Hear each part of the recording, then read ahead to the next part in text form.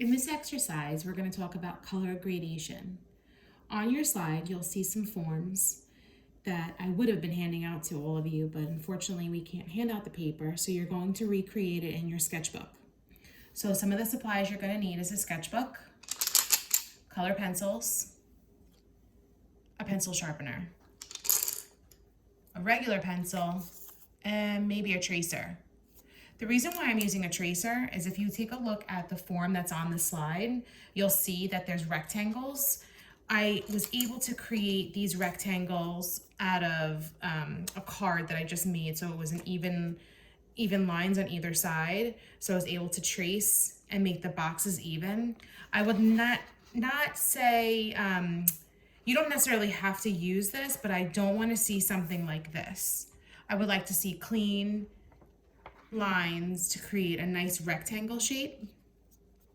What you're going to do is you're going to have your name, the label of the activity, the date, and you're going to put the boxes just like it is online, A, B, C, D, and you're going to write the colors.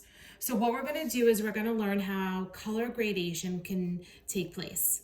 When you have analogous colors, which are colors next to each other on the color wheel, they're going to transition to another color. So for example, you'll have blue that'll transition to green, dark green that'll transition to light green, purple to blue, red to orange to yellow. So when you're doing these dragon eyes, that's what makes these eyes pop, are these analogous colors.